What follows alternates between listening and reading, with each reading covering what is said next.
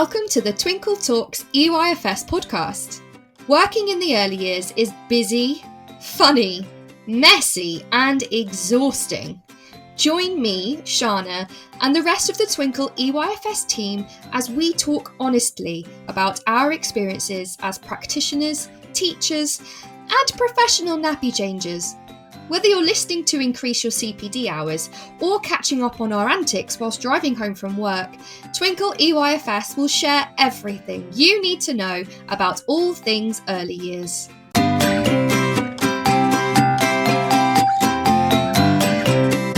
Hello, wonderful listeners. It's Shána here from Twinkle Talks EYFS, and today we're going to be talking all about how we look after ourselves. Yes, we're going to be talking about that buzzword, well-being, but we've got a wonderful, happy teacher coach called Joan who's going to come and tell us all about it. But before we get there, let's have a look at our new segment that we've introduced called Twinkle Talks Top 3.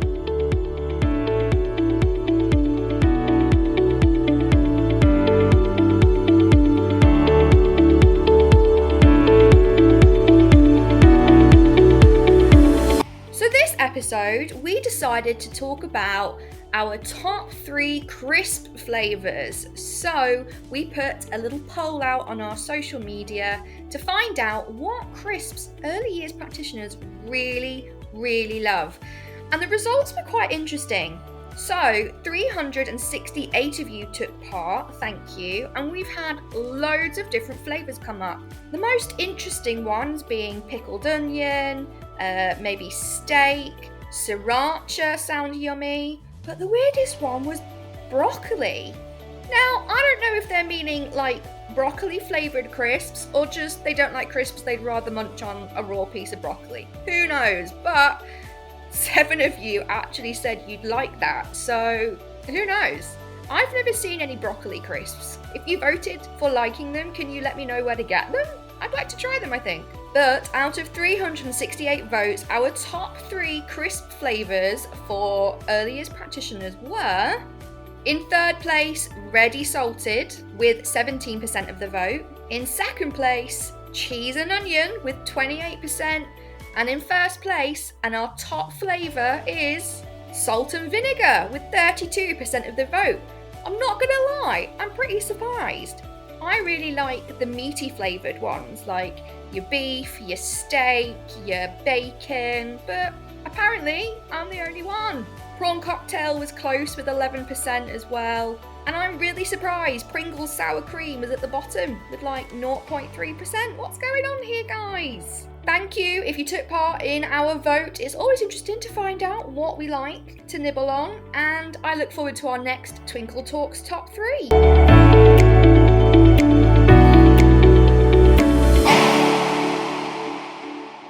Great, thank you for that. Now I'm really hungry. But yeah, let me know about those broccoli crisps. That sounds interesting. I've heard of like parsnip crisps and beetroot crisps, but they're like the actual vegetables.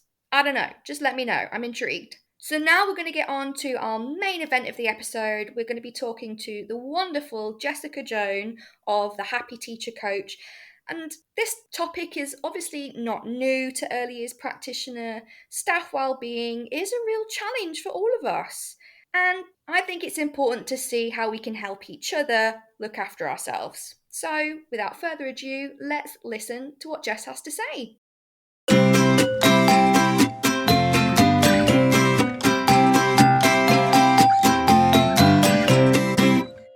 Jessica, thank you so much for coming on to our podcast and having a wonderful chat with me today about well-being.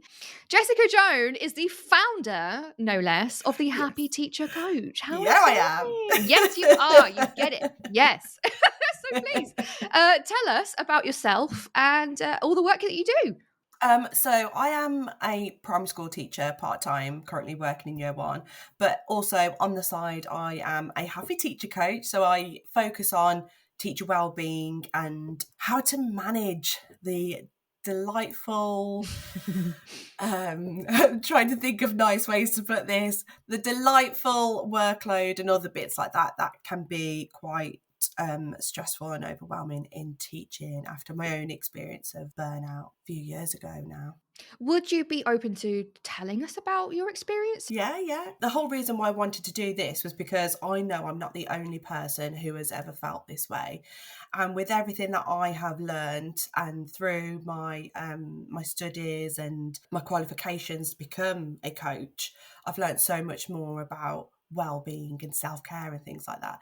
So my whole mission really, I suppose, was if I can do it, I want to help others to do it as well. After seeing so many of my other friends go through their own struggles and be signed off work and things like that. So it was about, well, to be fair, I've struggled with it the whole of my teaching career in about, how long have I been teaching now? Probably about 11 years. Gosh. And right from the beginning, like I remember that first term in teaching, burnt out, really poorly. I wasn't signed off then, but I completely burnt myself out. The thing is, I'm so passionate about teaching. I love what I do, so I just threw myself into it. But I've realised along the way that I have a bit of a perfectionistic trait, shall I say, and I like to please people. So those little characteristics of mine did lead me to experience burnout, and other things that were going on in school also contributed to it as well. But it was things like not being able to sleep, crying all the time, eating, not eating, migraines, all those things just led me to have a breakdown, essentially, to the point where I had to go into hospital, and I've now got a lifelong gut disease from it. But I am grateful for that experience, which I know sounds really odd, but it's meant I've completely changed my life. And so for that, I am really grateful, because I know at that point it had happened 3 times, this burnout, the feelings of burnout, should I say, happened 3 times. And on that third time, it was like almost like a wake up call to be like, Jess, something's not right here. What's going on? Like, you've got to change something. It was almost like, a awakening moment to be like, I've got to change something here. This isn't working. Wow. Well, thank you, first of all, for being so open with us and sharing that story, because obviously that's something that's really important, to be open and honest. But also, I'm really pretty sure that sadly, it's not a unique story. Yeah, I know. A lot of us, I mean, I can say for myself, I experienced burnout in my job as a teacher to the point where I actually couldn't do the job anymore, which is why I work for Twinkle, you know? Yeah. So Yeah. part of that is because I have an underlying autoimmune disease suspected. I'm still going into hospitals and doing I the feel you. checks, I right? feel you. Gut disease. Yeah. There you go. Preach. Yeah, feel you. But that had such a massive impact on my health. But the job made it worse. It was the constant on the go. It was the job where you start at 7 a.m. to do work before you start work, because when you're at work, you can't actually do the work that you are employed to do the work for, because you're looking after kids, and then you actually get to do the work after work to catch up on the work that you should have done before the work was done. Right? I mean, there was some crazy times, right? They're long days. They're really hard. They're long days. And especially in early years and year 1, like yourself, they're very physical days. You know, our children do not sit still, which is a blessing and also a curse. Yeah. And it was just unsustainable for me. And I got to a point where I was so poorly. I was in hospital all the time. I couldn't look after myself. And it was just, like you say, I had to get to that point of, right, I actually need to make a decision. And leaving was the best decision for me. But of course, we've still got wonderful practitioners, wonderful teachers that are still in the job. And we don't want to get them to that choice, you know. Absolutely. It's a shame that we had to make that choice and we've had to suffer those, but we want to help practitioners and teachers hopefully not get to that point. And I just instantly thought of you as the best person to do this, because obviously listeners won't know this yet, but I know Jess because we've met when I was a teacher anyway. I've got my really good friend Tara, who's a teacher and a coach, and she introduced me to you on all the Facebook Lives and all the, you know, advice that you give out. And it was really nice just to be like, oh, okay. Oh, this isn't just me. I'm not coping with the job. This is a reality that we all face in such a challenging but yet rewarding job. So I wanted to ask you, obviously you've been coaching teachers and practitioners, and obviously from your own experience, what kind of things do early years practitioners struggle with in particular in terms of well-being and the job? Like you were just saying, our lovely littles that we teach, like you said, they're so active. And part of that job is constantly keeping the energy up, keeping them entertained. Let's go, go, go, smiley face. You know, I always say I'm a performing monkey because you're just like, literally that's just what came into all my day. head. Yeah. With Disney princesses, superheroes. Yeah. So it's having the energy, and when you're not feeling it, it's like long days, long hours, workload.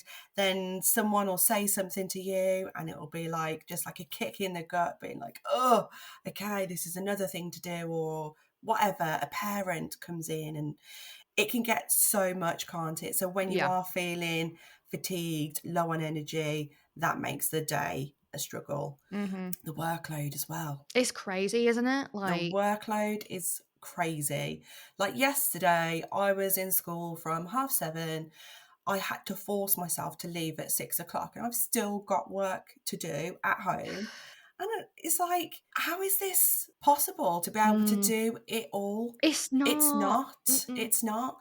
And there's got to be points where, like I did last night, it's like, I've got to go now. I can't do anymore. I'm going to go. So it's not finding the time, but having the time to do things that you want to do outside of school. Because I don't know if you were the same, but when I first became a teacher, it almost became my identity, and teacher Jess was just everything. Do you know what I mean? Oh yeah, I was Miss Walker, and that was it. Yeah. And it just kind of took over my life as such. So finding the time to do the things that make you happy, that's a big struggle because of the workload, because of the demands, because of everything else that comes with the job, you know, doing the observations, you know, and marking, photos, assessment, reading. Yeah. It just gets on top of you, doesn't it? And it does. And it's a shame because I know for myself, and probably for yourself, you go into the job because you want to make a difference and you enjoy working with children and you love the excitement of teaching as well, like seeing them get really excited about their new topics and learning new things. Like my nephew this morning, he was like, oh, I'm learning about space. I'm like, amazing. What can you tell me about space? He's just so excited about it.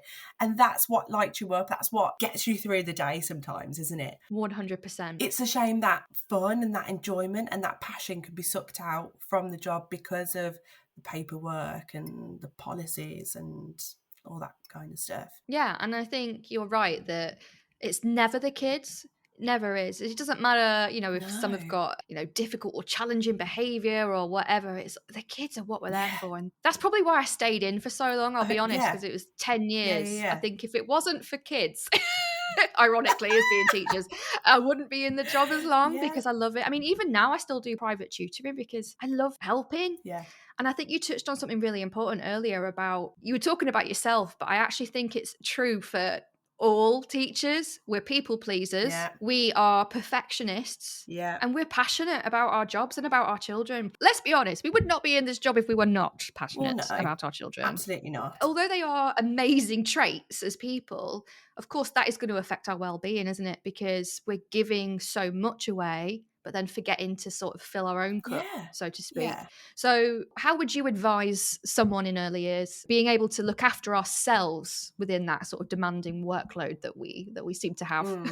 I think focusing on what you need to be able to be healthy, to be able to be happy as much as you can do, you know, because we can't always be happy. That would just be a bit weird, wouldn't it? You know, if someone was always happy, I'd be like, you know? Yeah, something's wrong.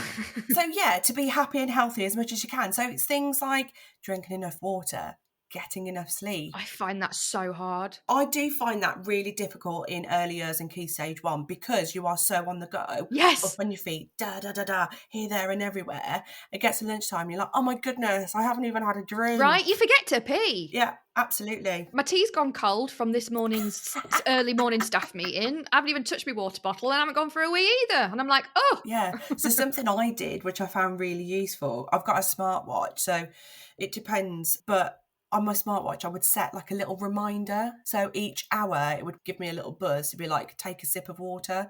So it would just be that little gentle reminder to be like, okay, just go and have a sip of water. It doesn't have to be a big gulp, just a little something to keep my cells hydrated, to keep me going. Because I know if I don't drink enough, I'm useless. I get such bad headaches. I get cranky. And so it's just those little basic things: water, eating as well, having that lack of time sometimes when you're a teacher, because you work late and you've still got more work to do. You just want to eat something quick, or you eat something quick during your lunch break because you're on the go doing this, that and the other. You know, having a bit of time to be like, okay, I'm going to give myself half an hour just to sit down and eat something will make such a world of difference. And I know it's like, oh, half an hour, that's so much time. Right? But I'm like, oh my God. yeah, making that time can make such a difference, just to let your food go down. Because when you're eating and you're in the middle of, I don't know, marking your books or on your computer, doing something else, your brain's not focused on that digestive process. So Right. you need to focus, you need to look at what you're eating and take that in, because your brain doesn't know what's going on. Does that make sense? Like It it's not does. aware of the digestive process going on because you are focusing on something else. I didn't know that. That's interesting. I thought it was just an automated system. Like, you If eat, it does its thing, only. it comes back out, the end. Ah. And also, when you are in that stress response, your digestive system shuts down. So if you are working during your lunch break and you're all het up after the morning and being like, right, I've got to get this ready, this ready, this ready. If you're in that stress response, you are not digesting your food properly at all. So you can have the healthiest salad that you could ever make. That ain't healthy, hun, if you're in stress. Do you know, I'm thinking back to all those times when I was in a teacher, like, oh, I'll just have a smoothie for lunch because I'm stressed and I literally have 10 minutes because so-and-so's kicked off on the playground and they're asking me to come off of my lunch to go onto the playground to go sort it out. Yeah. And the smoothie's just the easiest thing to do because I can just drink it on the go. And actually thinking, well, actually, why am I not feeling better? Why am I not feeling energized? This is supposed to be healthy food. That's why. Yeah. That's not what actually I needed, because I wasn't recognizing the stress that my body was in. I'm learning so much already, Joan. I love it. I love it. So in terms of like, obviously we all know well-being is like mega important, but are there different types of well-being that we can do? Like, does some types of well-being work for some people but not for others? Yeah, absolutely. I mean, we're all different. We all like different things. So with my clients, I teach about well-being. I teach different self-care routines and practices. I offer this variety of things that they can do to support themselves, because what I do, they might not like that, and vice versa. So if I offer a variety, they can pick and choose what works best for them. Under kind of the umbrella of well-being, there are different pillars as such. You know, you've got your mental well-being, your emotional well-being, physical, but then you've also got spiritual, psychological. I'm thinking of the one for your job, occupational. There we go. Oh, that's a new one. Yeah. So things like your job, your financial well-being, there's so many different types. I think with our job though, a lot of it does come under like physical, mental, emotional and occupational well-being, and potentially financial as well, because I know when I was in a lot of stress, your body automatically looks for something that is pleasurable and can take pain away. So for me, that was shopping and food. Food. Oh my God. Yeah. Binge. Yeah. Binge, alcohol, Yeah. smoking. Yeah. Caffeine. Oh my goodness. Yeah. Shopping was a big one for me, and I got into a lot of debt because I'd buy things, it felt good in the moment, but then I'd go back to feeling absolutely rubbish. I was going to use a swear word then, but We know which one. Insert your own, listeners. Insert your own. Yeah. And I'd go back to feeling that way, but I'm making myself worse because I'm getting myself into debt, which is then heightening that stress response. So there are different pillars of well-being, and it's kind of looking at each one individually and thinking, okay, well, what do I need in this area to feel better, you know? No, that's great. Actually, that's kind of sparked something in me. So can you give maybe an example of what each well-being pillar looks like? Yeah, so for example, you might have your physical well-being pillar. So for me, my sleep is so important. I know I need to have my 8 hours sleep because otherwise I am so grouchy. Me too. So it's making sure I meet that need of 8 hours sleep. So it might be, okay, my bedtime, I start getting ready for bed at 9 o'clock, and let's say I want to be in bed for 9:30, read a little bit of my book, and then lights out at 10, like as an example. So making sure I'm meeting that need in my physical. For your mental one, it could be taking some time to journal or meditate. Meditating for me is a need. I like to meditate each day because it helps me to keep grounded and stay calm. And when I know I've got a busy day ahead, I can envision myself being calm throughout the rest of the day, Yeah. Financial, setting yourself a target as such, maybe to save, I don't know, £50 this month, or I'm going to stop buying coffees at Starbucks and save that little bit of money. Just little things like that can gradually support your well-being on the whole. I think that's really interesting, actually, because a lot of us, me included, this is why I'm asking you these questions. You group well-being as into just like one thing, but actually it's so much more than that. And Yeah. I think it's important to break it down and actually think, well, hang on a minute, where in my well-being do I need to work on? What do I need to focus on? Because I think a lot of us, especially because, especially at the beginning of the year, isn't it? You all make these New Year's resolutions, you all try and do all this and all this for your well-being. But the reason perhaps why we don't reach those goals is because we're not breaking it down into actually what that is. Yeah. And also, when you were talking about your needs for your pillars, mine, as I was going through it in my head while you were talking, are different. So when you were saying physical well-being, well, to be fair, physical well-being, sleep, yeah, me too. Yeah. But also, I would say maybe mental well-being. For me, I go on a walk every morning before I start work. And people might say, oh, but hang on, walking, that's physical. It is, but for me, it's not. Like, my goal out of that is not to walk an X amount of miles or burn an X amount of calories, or it's not the physical for me. It's literally giving myself headspace on that walk, mental space to just awake, get ready for the day. Like, for me, that's a need, but it's a mental need kind of thing. So I think that's really good. And I think that'd be quite fun as a team, perhaps, maybe to explore that. Like, if you're in an early years classroom or you're doing a staff meeting, I think that would be quite nice to do. Yeah, I really like that because you'll become more aware of other people's needs. Yeah. And, we're all doing our best with what we can. But if we're more understanding of other people and their needs and what's going on in their lives, we've got that awareness of it and you can work together to support each other. So I think that's really powerful. Right. And isn't that what we do for our kids? Like, yeah, absolutely. And I think, you know what, we should do it for each other too. Yeah, because at the end of the day, we are their role models. So if they can see us looking after each other and supporting our own selves and looking after ourselves, they're going to take that on board. We've got something called mirror neurons in our brain. So when you are experiencing an emotion or feeling a certain way, people can mirror that from you. Oh. I can't remember the exact percentages, but it's really, really interesting. So your happiness can have an impact on 3 people away. Does that make sense? Yes. Oh my gosh, someone's told me about this. Yeah, it's really interesting. So your happiness, your mood can affect people, like 3 different people away. So, you as a teacher will have an impact on the children, and then they will go to their parents, and then the parents will go to work. Do you know what I mean? And that's that impact, which I find fascinating. It is, isn't it? It's also a little bit overwhelming, like pressure. You're like, Yeah. oh no, but if I have a bad day, I've ruined 3 lots of people's lives today. You're like, oh no. No, don't want to. You don't want to pressure yourself thinking, oh no, we're going to ruin everyone's days. Do you know what? Everyone has a bad day every now and then. But being aware of it and why you are feeling like you're having a bad day, that self-awareness is the key to well-being, really. When we were talking about different types of well-being, it's all about having an awareness of it.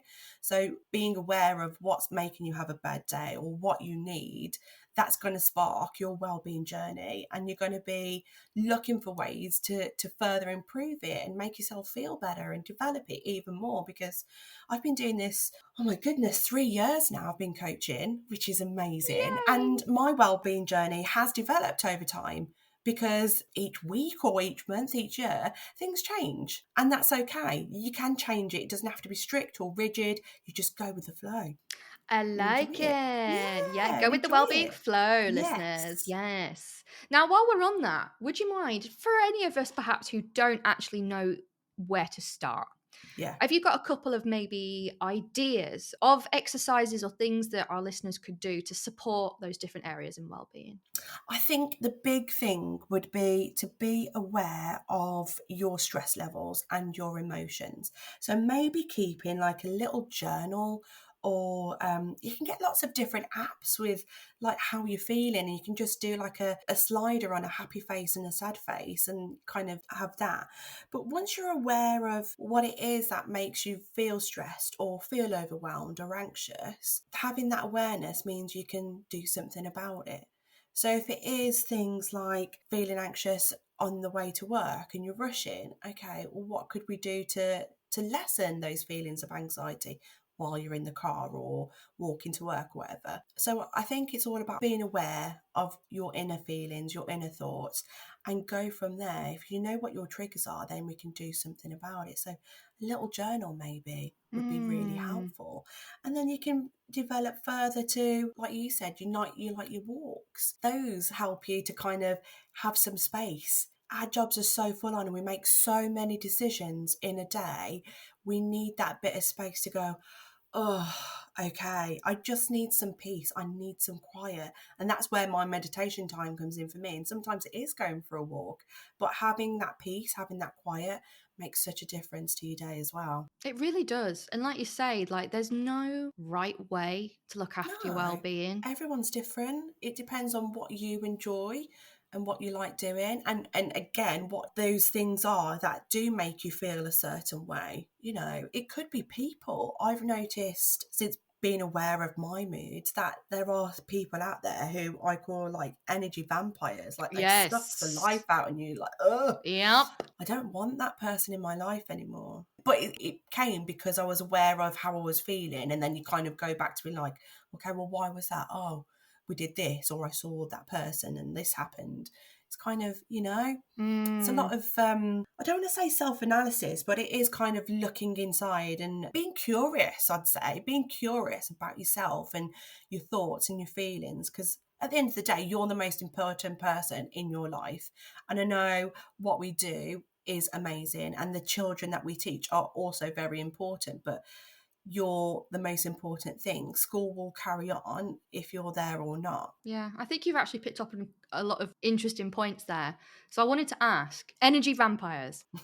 As soon as we say that, we all got someone in our head. We all Yes. know, okay? Yes. And I think especially in schools, because it is such a stressful environment, people can feel that way about their own colleagues even. So I want to ask, what would you advise to us if you feel like you are working with an energy vampire? How can we protect our well-being from that kind of energy space? Because like you say, if we're working with them, we can't really get rid of them as much as we want to. As much as we... in the nicest way possible. In the nicest way possible. But how do we protect ourselves from that kind of energy? Protecting yourself would be, so when we were talking earlier about defining what your needs are, because if you are in a space where you've had enough sleep, you know, you're feeling good, you've had a good breakfast, you're ready for the day, when you're feeling good, you are less likely to be zapped as such, because we talk about, you know, having a full cup so that we can give to others.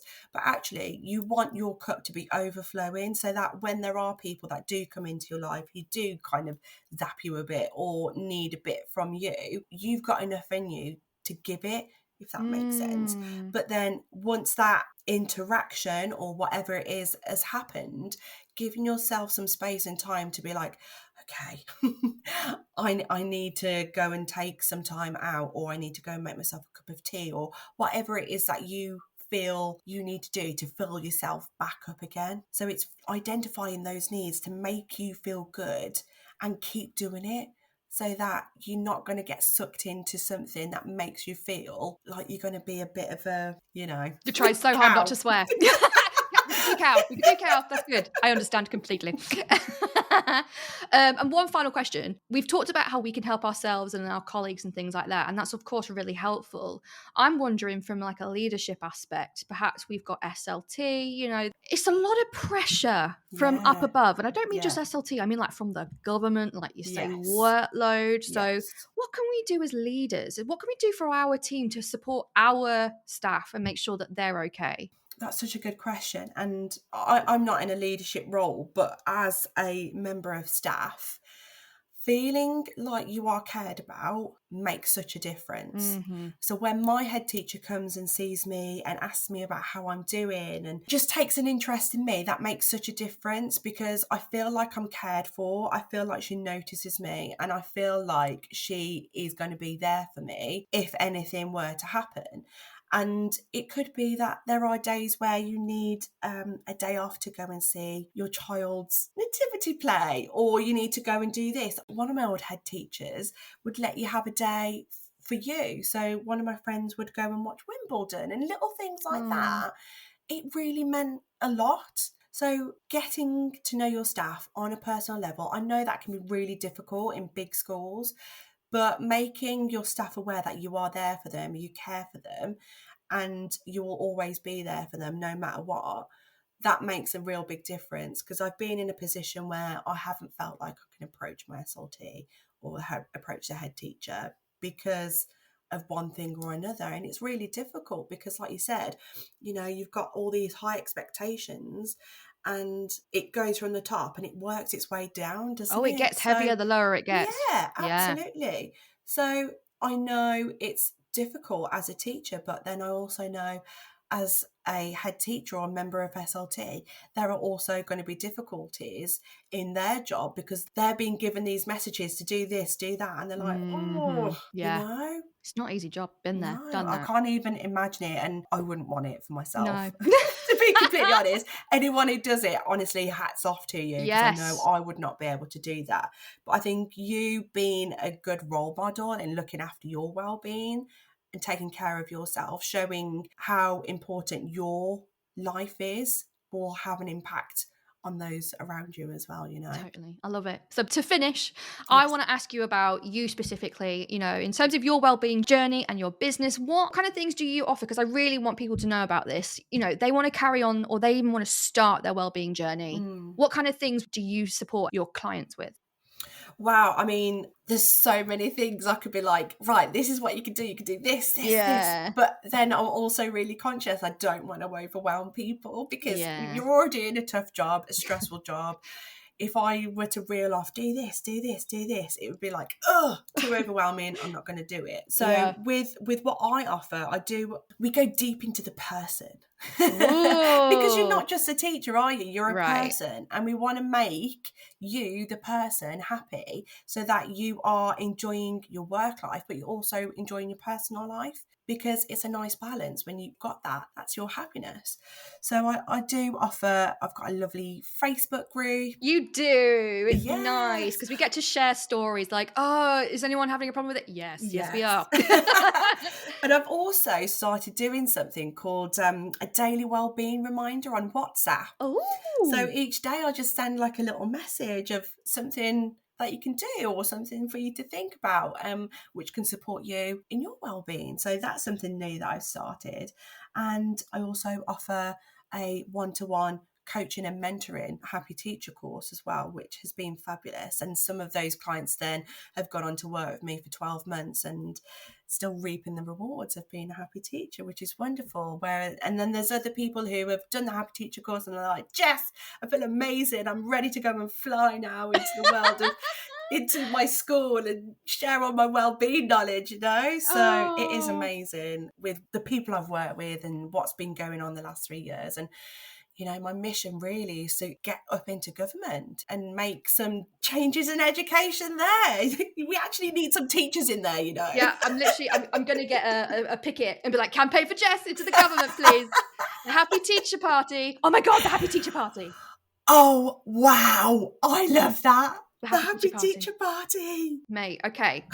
I feel like We've started something. yeah, I feel like we're going to get a lot of votes. All right. The happy teacher party, yes. Vote Jess. I love that. Done. I might even change my Slogan. Facebook group name to that now. Do it. Oh my gosh, when you become Prime Minister, just say, your girl Shána helped you out with the name. That's all I need. Babes. Yeah, babes. You'll be my deputy. Oh my God, stress pressure. I'll try my best, babe. But this is it. This is fun. This is what it's about. It's about supporting each other. And I think, Jess, as well, what's really lovely about you is obviously you're just lovely and I love your energy, but you get it. You've been there and also you're still doing it. And there's nothing worse than someone telling you how to do something when you have no idea. They have no idea what they're talking about. I know. Government. So to have someone who really understands, it just means something. It just hits on a different level, doesn't it? And you totally get it. And you're down to earth. You're lovely. You've got some really good ideas. And just thank you for coming. It's been really lovely. Thank you for having me. I've loved it. Are you all right to play a quick game before we go? Oh, of course. Yes! Of course. It's the happy teacher. We must end on happy notes. Okay.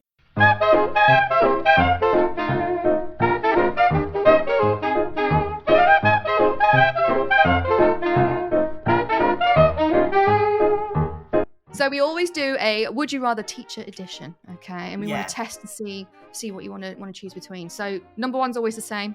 Would you rather tea or coffee? Coffee. Oh, why? I don't know. It just hits something in my soul. I'm like, oh yes. But that first sip, you're like, boom. Yeah. But then there are times where I'm like, it's got to be a cup of tea. You know, there are certain times or occasions something's happened. It's like, it's got to be a Yorkshire tea. It's got to be a proper brew. Oh, here we go. We're starting a debate. That's what we should have done. Which tea? This or that. This is it. I can't even think of any. I'm just a great tea person. I love tea. We'll do that for the next time, all right? There we go. Okay, number 2. Would you rather... This is a well-being one. I like this one. Like it. Would you rather dance for your well-being or journal? Oh, right? Shána, that's a tough one. I mean, they're not meant to be easy. Oh, that's really got me. Isn't it? I really love both of them. Dancing is the I'm best. gonna go with dancing because there's nothing better than dancing to Beyonce. Oh, stop, Queen Bee. Yes. She can turn your mood around. Even when I'm in the car and she comes on, I'm like, pow. Yeah. In the car. Yes. Do you know, it's nothing, isn't it? It's like, you know, when you do your cleaning, you put music on to help you clean because it gives you your mood. So like, dance the feels out. That's another good one. So making a playlist of all your favourite songs, like when you're having a rubbish day, like, you know, sometimes you just wake up in the morning and you're like evil. Oh, yeah. Stick that playlist on your way to work. You'll be buzzing when you get there. I love that idea. Do you know what? I feel like we should make like a Twinkle Early Years happy playlist. Like it. So many ideas, Jess. I'm loving this. I'm loving this. Okay. I like that idea. Last but certainly not least. Yes. Okay. Would you rather a staycation or a cruise?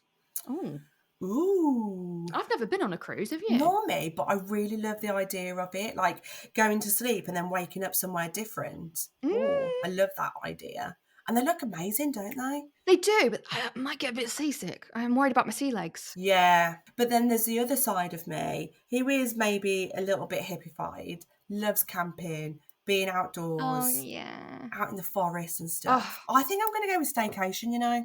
I'm with you. Have you tried forest bathing? I love forest bathing. It is my favourite thing. I love it. Isn't it just so, like, guys, well-being, try some forest bathing. Yes.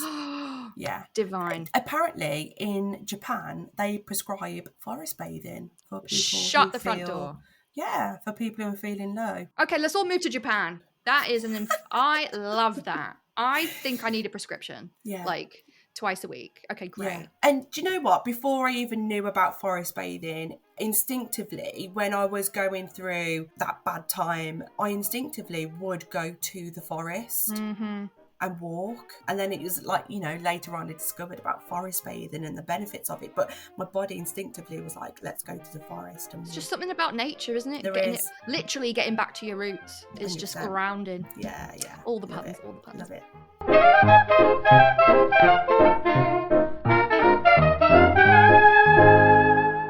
Oh, Jess, it's been so lovely to have you. Thank you so much for spending time with me. I hope it won't be the last time.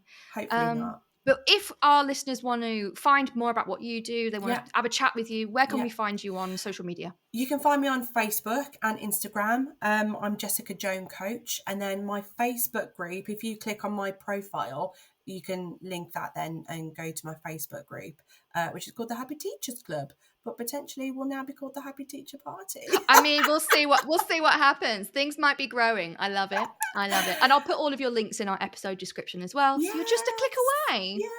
I love it. Well, I'll let you go. You are amazing. Thanks, Butte. Just keep doing you. You do seriously. it. Like you do. You're doing amazing. You do job. you, babes. You do you. Look at all this love. I'm loving this love. Have a lovely day, my dear, and I hope to see you soon. Angie. Thank you.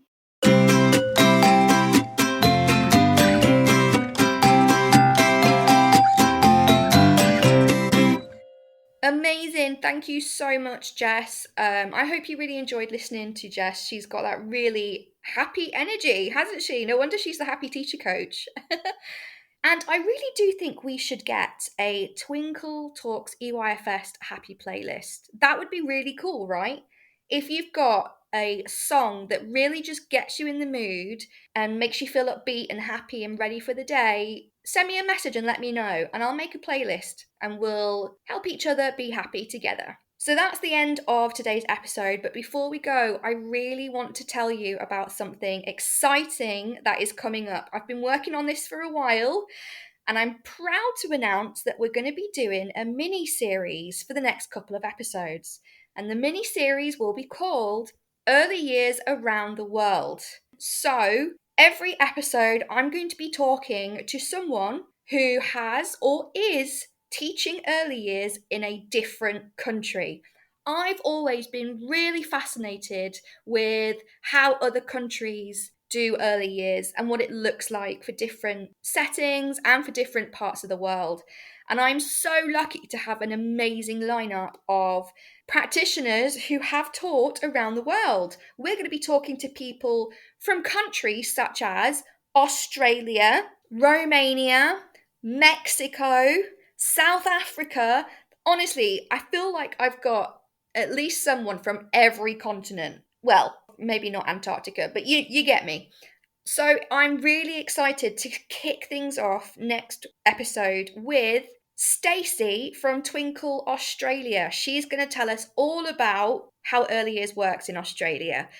And what's really exciting as well is some of these episodes in the mini-series will be on TikTok Live. So if you are not following us on TikTok already, go into TikTok, hit that follow button, sign up to the events of our lives. If you don't know where to find us on TikTok, there is also a link to our TikTok in the episode description.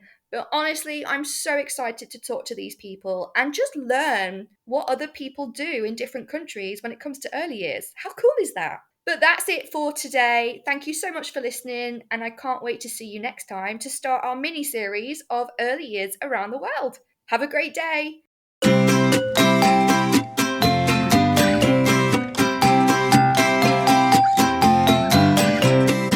So that's it from today's episode. Thanks so much for listening, and I hope you really enjoyed it. If you would like to get involved or would like to know more, come and find us on our social media sites. We have a Facebook, Instagram, Twitter, Pinterest, and TikTok account. All of the details will be in the description. And whatever you're doing, I hope you have a great day today.